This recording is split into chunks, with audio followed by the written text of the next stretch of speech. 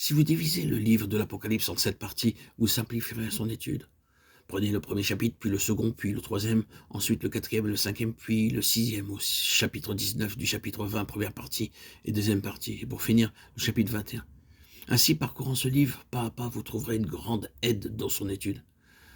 J'aimerais que nous nous occupions maintenant d'un petit fragment du chapitre 4, verset 1. Après cela, je regardais, voici une porte était ouverte dans le ciel. La première voix que j'avais entendue comme le son d'une trompette et qui me parlait dit « Monte ici, et je te ferai voir ce qui doit arriver dans la suite. » Le Seigneur donna un aperçu du ciel à l'apôtre en disant « Monte ici. » Ce n'est pas une scène terrestre. En fait, le Seigneur disait à Jean « Maintenant, Jean, ne regarde pas aux choses terrestres. » À ce moment précis, Jean était très découragé.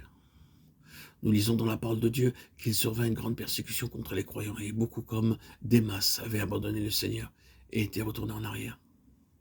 Plusieurs étaient en prison, dispersés alors que d'autres étaient mis à mort. C'est la raison pour laquelle l'apôtre Jean dans l'île était triste, abattu et découragé. Chacun d'entre nous, nous avons fait des expériences semblables, des choses arrivent dans nos vies que nous ne pouvons expliquer et découragés nous pensons « Je me demande Seigneur, quelle sera la suite ?» Lorsque nous voyons l'activité du diable, nous oublions la claire déclaration de la parole de Dieu disant, comme pour nous avertir que le diable peut venir comme un lion rugissant. Il viendra à nous comme un loup ravisseur. Quel avertissement! Il peut aussi se présenter comme un ange. Et cela nous avertit encore. Pour finir, il peut venir comme un fleuve. Il se présente toujours comme un lion rugissant, ou bien comme un loup, ou encore comme un ange, ou bien comme un fleuve. Nous devons prendre garde, mais ne pas nous inquiéter pour autant. Aussi longtemps que nous savons que le Seigneur est à l'œuvre, nous sommes en sécurité. Mais Jean était abattu et découragé. Aussi le Seigneur lui dit, « Jean, monte ici maintenant, et laisse-moi te montrer quelle sorte d'église je construis. Je ne recherche pas des bâtiments sur cette terre. Dieu ne recherche pas les foules. En tant qu'homme, nous sommes très heureux en voyant une grande foule. C'est notre nature. Le Seigneur Jésus-Christ ne recherchait jamais les multitudes, ce sont elles qui le recherchaient. Elles venaient et elles repartaient. Elle n'était pas très longtemps heureuse en sa présence. Jean 6,2 déclare « Une grande foule le suivait » parce qu'elle voyait les miracles qu'il opérait sur les malades. Plus loin, dans Jean 6,56, celui qui mange ma chair et qui boit mon sang demeure en moi, et je demeure en lui. Au verset 60, nous lisons plusieurs de ses disciples, après l'avoir entendu dire « Cette parole est dure. Qui peut l'écouter ?» Une parole dure.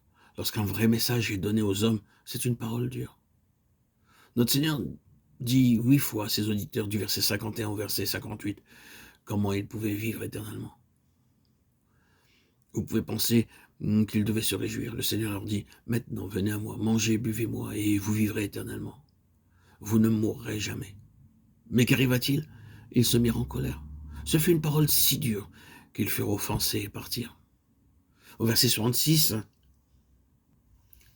nous lisons, dès ce moment, plusieurs de ses disciples se retirèrent et ils n'allèrent plus avec lui. Pensez-vous que notre Seigneur aurait dû aller vers eux et s'excuser? Revenez, s'il vous plaît, je suis désolé de vous avoir offensé. Revenez, s'il vous plaît. Ils s'en allèrent et il les laissa partir. Notre Seigneur ne recherche pas les multitudes, il désire uniquement ceux qui veulent vivre éternellement, qu'il y en ait peu ou beaucoup. Ainsi, notre Seigneur disait, Jean ne regarde pas la persécution, ne regarde pas la déchéance des croyants, je sais comment les aider, je bâtis mon église, monte et regarde de quelle manière dans le ciel l'œuvre progresse et quelle sorte d'église je désire. Aussitôt je fus ravi en esprit, et voici, il y avait un trône dans le ciel, et sur ce trône, quelqu'un était assis. Apocalypse 4:2. Le Seigneur disait, Jean, veux-tu me connaître davantage? Apprends à demeurer dans l'esprit et à marcher par l'esprit. Selon Galates 5:24, si nous vivons par l'esprit, marchons aussi selon l'esprit. Beaucoup de gens parlent du Saint-Esprit, mais ne vivent pas dans l'esprit. C'est une chose que de se vanter de l'esprit. La question est, marchez-vous selon l'esprit? La parole de Dieu déclare clairement dans Romains 8:14, ceux qui sont conduits par l'Esprit de Dieu sont fils de Dieu.